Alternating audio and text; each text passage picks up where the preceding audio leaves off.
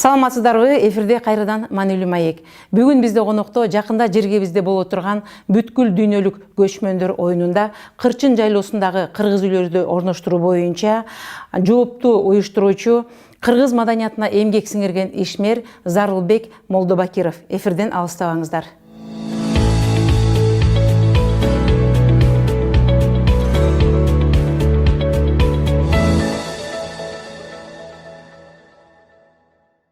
Саламатсызбы, Зарылбек мырза, студиябызга куш келиптирсиз.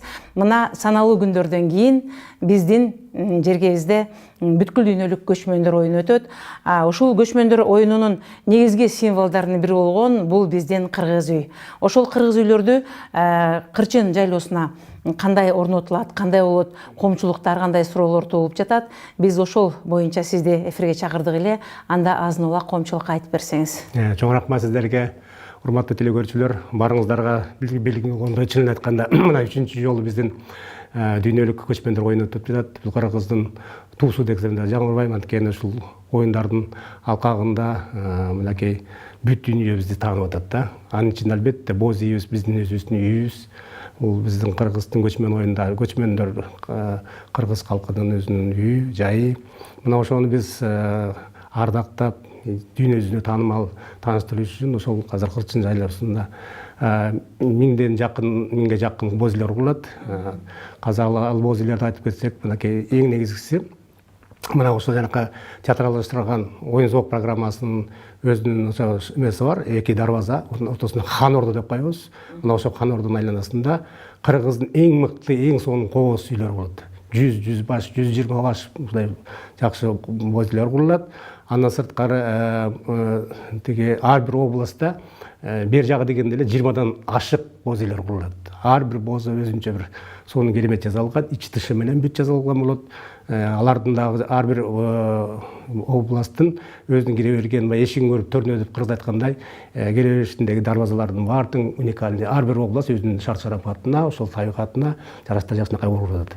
Ошол баардык жалпысын айтканда ошо боз үйлөрдүн турган турушту дагы азыр мына схема боюнча кетип атабыз. Башында киргенде эле ошол оң тарапты жаллаба, сол тарапты баткен, ушинтип кете берет схемачы. Ар бир аймак өзүнчө ордо болот. Ордо болот. Ошол ордонун ичинде деген оюн, жанагы театралдаштырган оюндар болот, кыргыздын каада салты болот, турмуш тиричиликтери, кол өнөрчүлүк боюнча болот. Андан сырткары жанагы оюндун түрлөрү ишигип көп программадагы өздөрүнүн программасын көрсөтөт да. Анын ары ошол 1,5 километр болот, ошол эмеси областтардын өзүнүн аймак турган. Андан кийин дагы бир дарбаза, бул деген эң маанилүү дарбаза болот. Аяктан киргенде хан ордого кирип каласыздар. Ошо хан ордодо дагы ошо боз үйлөрдүн нечен түрлөрү болот айда. Мен айткандай, ошо 100 баштан кем эмес, 85 баш, 100дөн ашык баш боз үйлөр курулат. Алардын баары тең атайын конкурс менен, атайын мындай эң мыкты деген боз үйлөр барат. Бунун баары тең жанакыдай Кытайдын анча-мынча бир боз үйлөрдөн эмес, башка биздин натуральный өзүбүздүн нукта колдо жасалган боз үйлөр болот. Биздин көчмөндөр алып жүргөн боз үйлөр. Андан ары деген экинчи дарбаза бар, тур жагынан келгендер. Аякта деген ошол хан ордонун оң тарабында, сол тарабында дагы биздин коомчулукка белгилүү болгон биздин уюмдар болот атайын. Ошо мисалы үчүн кийиз дүйнө деген өзүбүздүн бир уюм бар. Алатуу айымдары деген мынакей уюмдар, ошолор дагы өздөрүнүн боз үйлөрүн курушат алар дагычы. Андан сырткары ошол дарбазаны өтүп өткөндө биз атайын чет мамлекеттен келген биз меймандарыбызга дагы өзүнчө бир сонун боз үйлөрдү куруп, ошолорго биз тособуз, меймандык достук билдирип. Андан ары ошол дагы бизден этникалык кыргыздар келишет. Кудай бурса, бир Тажикстандан келген, Оганстандан келген, Кытайдан келген, Туркиядан келген кыргыздар келишет. Алардын дагы боз үйлөрүн атайын жайгаштырабыз ошол жакачы. Алар да өзүнүн программасы менен келет. Өздөрүнүн боз үйлөрүн ала келишет. Мына байкайбыз кандай экен. Мына айтып атышат, алар дагы башкачараак боз үйлөр дейт. Мындай ак боз үй эмес, мына күрөңүрөөк боз үй деп айтып атышат. Эми келгенде албетте бул боз үйдүн түрлөрү бар бизде. ошондо көрсөтөбүз. Алардын дагы оюндары бар. Мисалы үчүн Баткенден ошо тиги келген этникалык кыргыздардын өзү топос оюн дейт экен, топостор менен өзүнчө бир чоң бир оюндарды көрсөтөт экен да. Бул жаңылык болот да, бул дагычы. Андан сырткары ошол анан ары жылып отурсак, ошол уюмдардын боз үйлөрдөн кийин ылдый жакта өзүнчө бир чоң шаарча болот. Албетте бул Ысык көл областынын шаарчасы болот. Аякта азыркы этапта 100дөй болгон боз үй болуп турат. Өзүнчө бир чоң аймак. Ада өзүнчө схема атайын бир жакшынакай ошонун эскиздерин көрдүк. Мыкты жазылат экен ал жакта да өзүнчө бир оюн зоок программасы менен ошолор көрсөтөт. Биз жогоруда айтып кетпедикпи? Биз азыр ушул эфирде боз үй деп айтып жатабыз.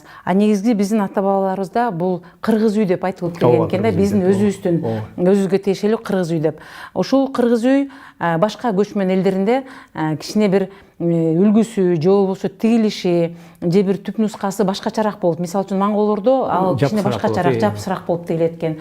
Ошол дүйнөлүк көчмөндөр оюну болуп жаткандан кийин дүйнөдөгү көчмөн калктардын боз үйлөрүнөн атайын бир мындай выставка сыяктуу, көргөзмө сыяктуу болобу же жалпы эле мындай тигиле береби? Жок, бул жалпы эле атайлап эле боз үй момундай деп көргөзмө сыяктуу болбойт. Мынакей анысы ошо шаарча өзүнчө эле көргөзмө да.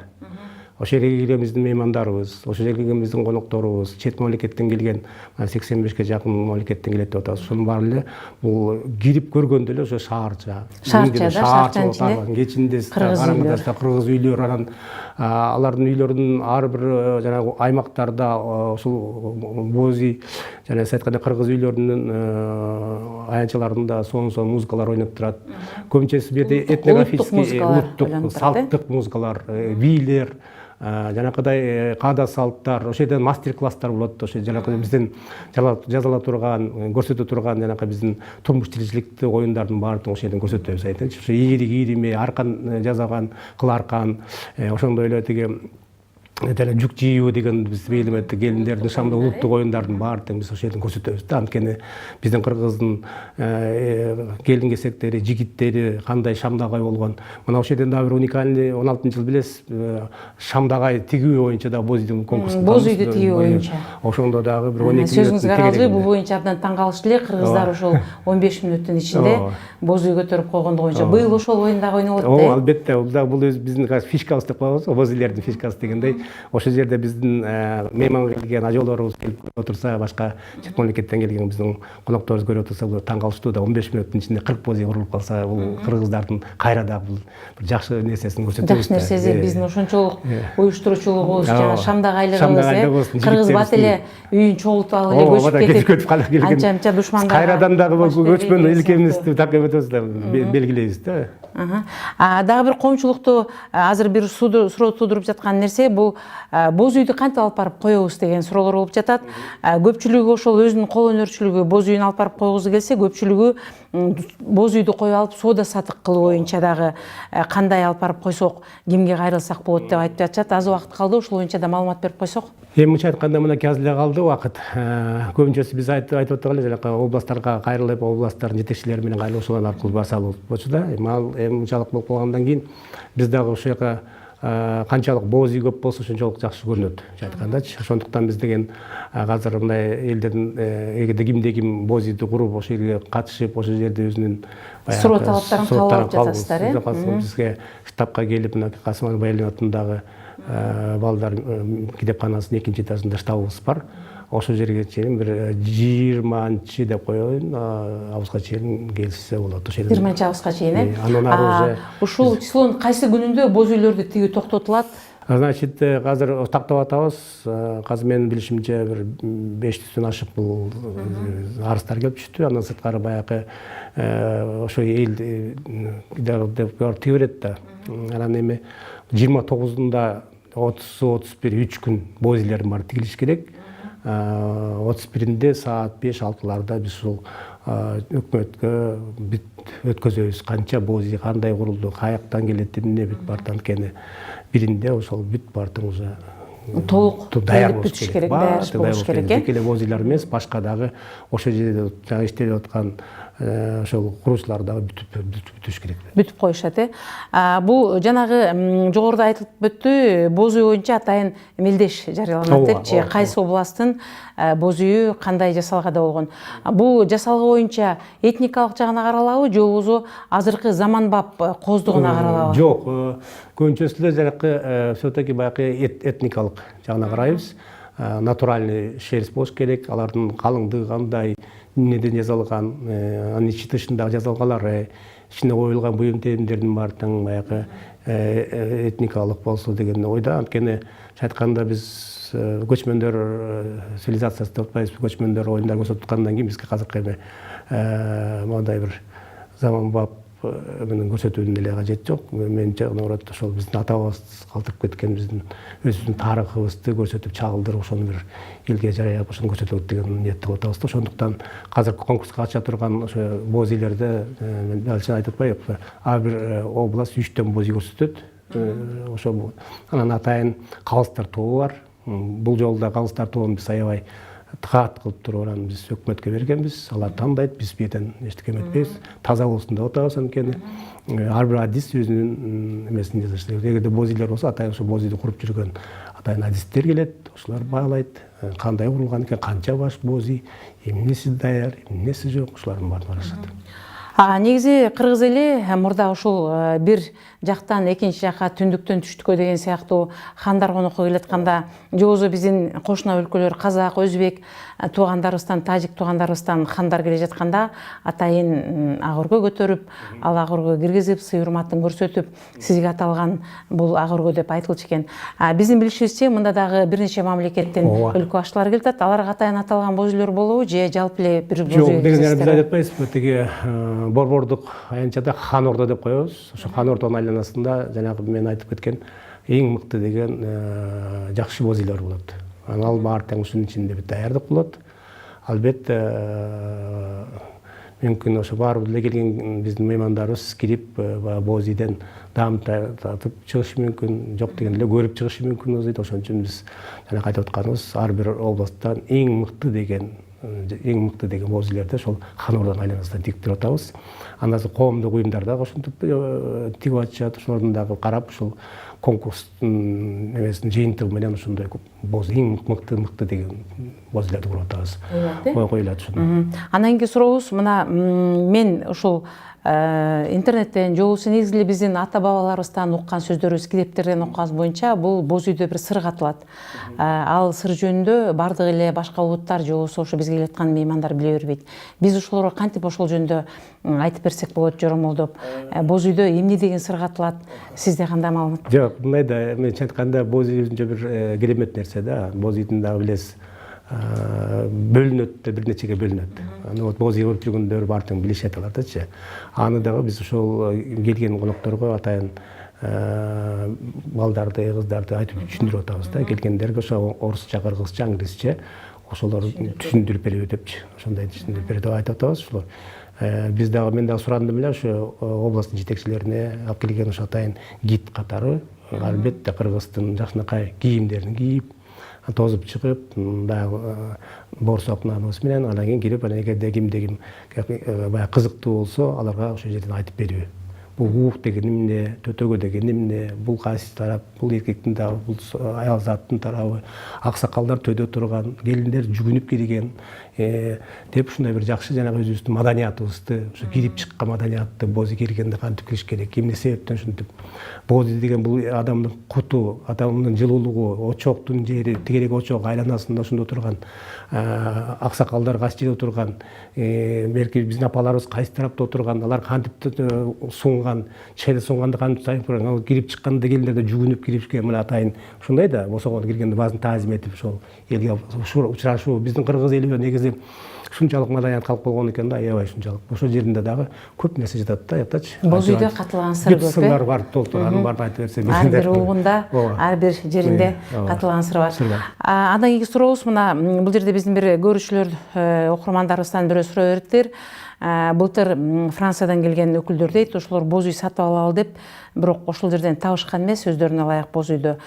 Быйыл эгерде боз үйүн алып барып, ошол жерге тийип сатам деген жарандар болсо, алар кандай кылып коюп, кантип ошол сатып алуучуларга сунуштаса болот дейт. Негизи эле Кыргыздын боз үйүн ушундай бир олуттуу оюн өтүп жатканда сатканы туурабы же туура эмеспи? Сиз кандай ойлойсуз? Мен ойлоп атам, бул эме албетте бизнес деген бизнес. Өзүңүздөр билесиздер, ачык эле айтыш керек.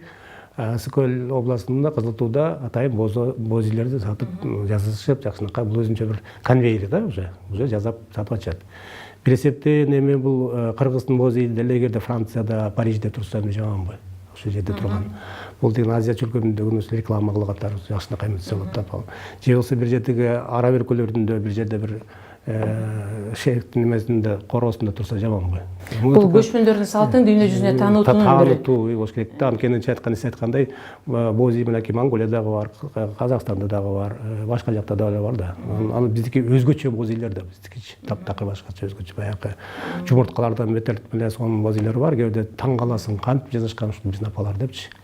Ошон үчүн менимче, муну эми албетте азыр көчмөндөр оюнда прям азыр эле сатып ийбестен мүмкүн ал баягы келген келишим түзүп алып, андан кийин бир учурда баарын кандай аны деген ошол барганда тияка таштатып койбой, ошону көзөмөлдөп, ошо саткан боз үйүн телефон чалып, эмне болуп атат, кандай сакталып атат, баягы бузулган жокпу, ууктары, кийиштери эмне болуп атат, аны кандай, ошонун баарын айтып деп, баягы бул баягы цивилизованно сатыш керек да. Жөн эле сат деп сатып ийбей, аны кийинчерээк анан ал болбой калат го деп атам да.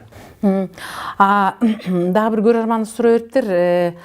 Ал көрөрмандын пикири боюнча былтыр көчмөндөр оюну өткөндө бир топ ошол жерде деген чечилбеген маселелер болду эле дейт. Анын бирөөсү ошол көпүрөнүн жоктугу, жана биздин сырттан келген туристтер ошо сууну кечип өтүп, же болбосо акча төлөп ат менен өткөн дейт.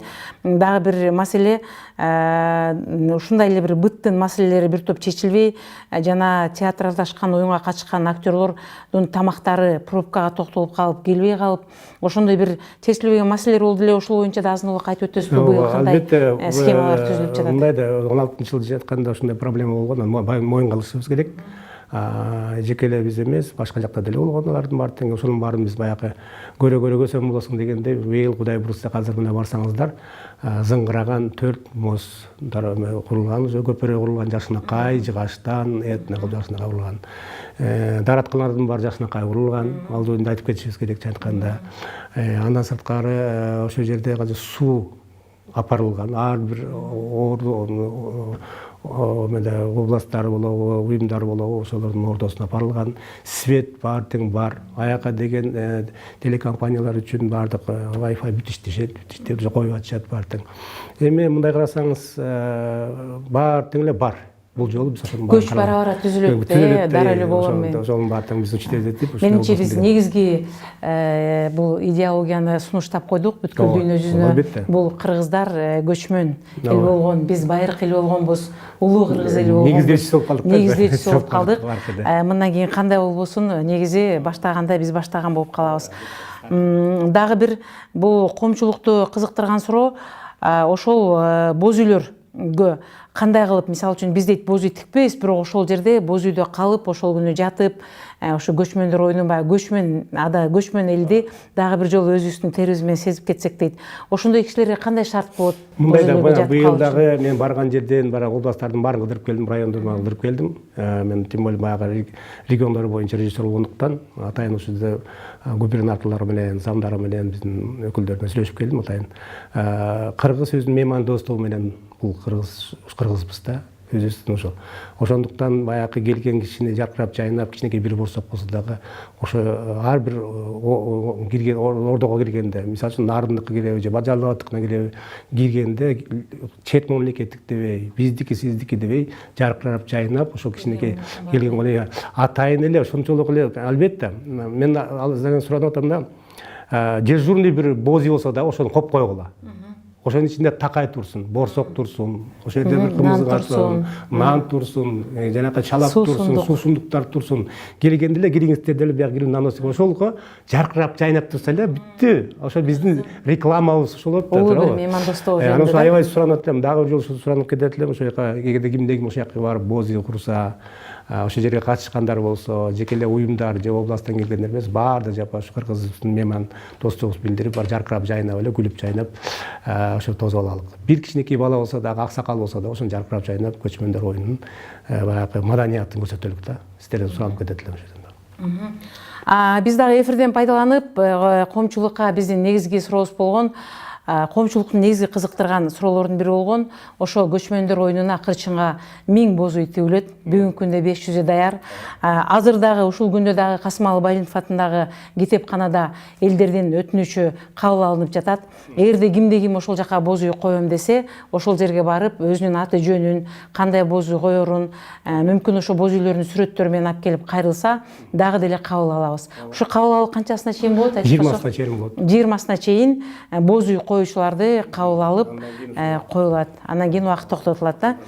Маегиңизге чоң рахмат. Рахмат сиздерге дагы. Негизги ошол бүгүн коомчулукту кызыктырган, мен жогоруда айтып кеттим, көчмөндөр оюнун улак, кыз кумай деген сыяктуу бул оюндарга кирсе, ал эми боз үй, кыргыз үй биз деген ата бабаларыбыз жашап келген, түнөк таап келген, ошол жерден кыргыздын укум тукумун улантып келген негизги символдун бири болуп эсептелет. Ошол боз үйлөрдү коюп жаткан маданияттын мыкты кызматкери катары сизге бүгүн ишенип берилгенден кийин мен ойлойм баардыгы жакшы болот го деп. Андай ишиңизге ийгилик. Дагы боз үйлөр боюнча кошумча маалыматтар болсо сизге кайрылып турабыз. Сөзсүз эле эфирге эмес, мүмкүн ошол кырчынга чейин барып артыңыздан айтып бериңиз деп сурап туралы. Анткени бүгүн баардыгыбыз эле кулак түрүп, ошо көчмөндөр оюну жакшы өтсө экен, эч кимге уят болбосок экен, кыргыз намыскөй эле намысыбызды сактасак экен деген бир кооптуу учурда турабыз. Менимче баары жакшы болуп болуш керек. Анткени кыргыздын пейили жакшы. Чоң рахмат сиздерге дагы.